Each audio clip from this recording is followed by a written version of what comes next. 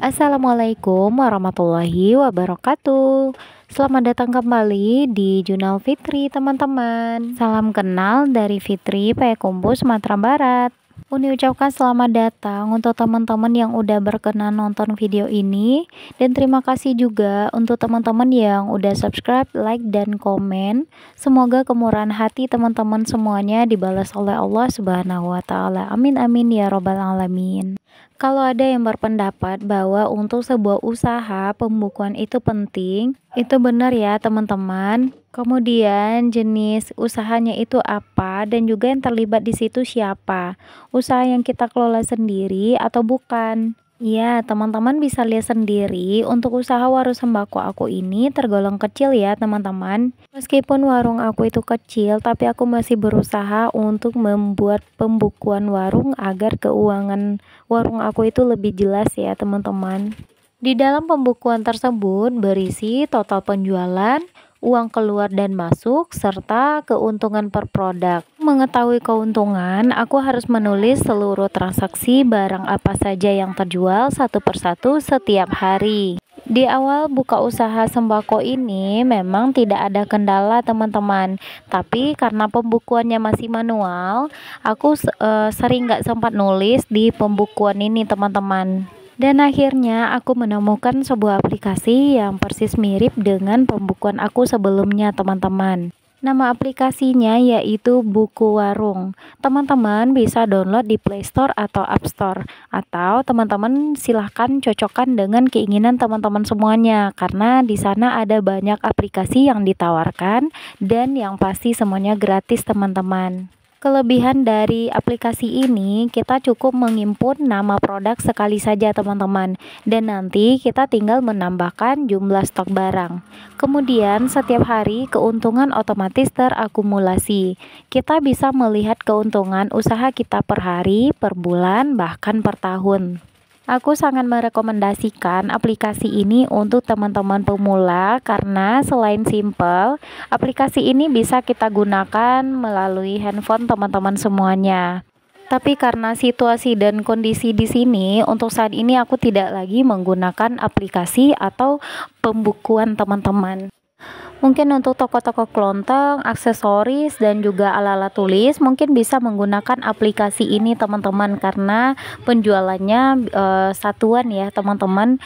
Dan di sini aku juga menjual barang-barang sembako seperti cabai, kentang, bawang merah, bawang putih, terus juga ada tahu, tempe, dan itu pembeliannya kadang-kadang di sini takarannya nggak biasa ya teman-teman.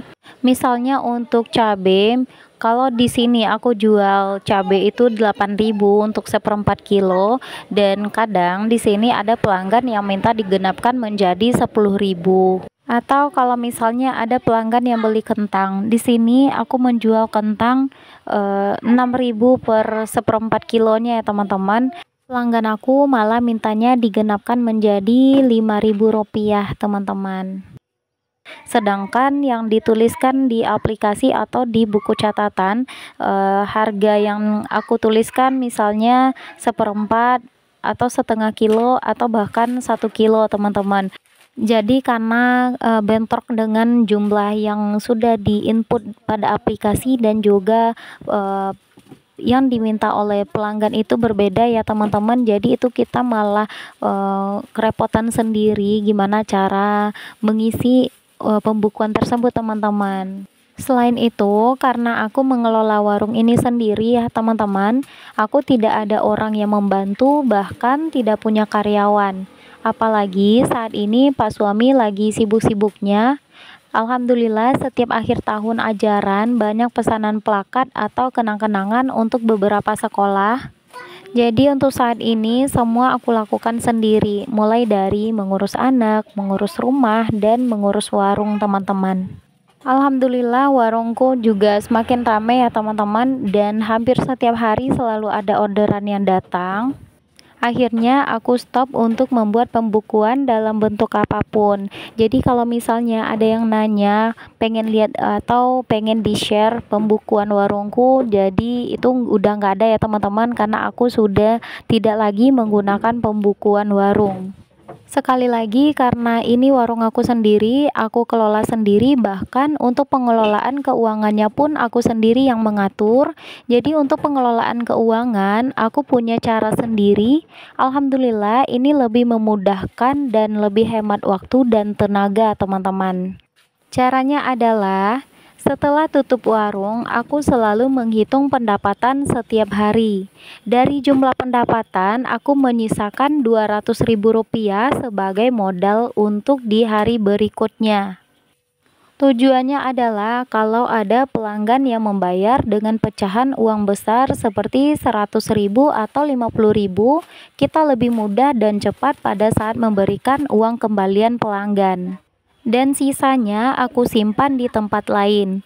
Pendapatan harian ini nantinya aku sisihkan lagi sebanyak Rp50.000 sebagai uang tabungan.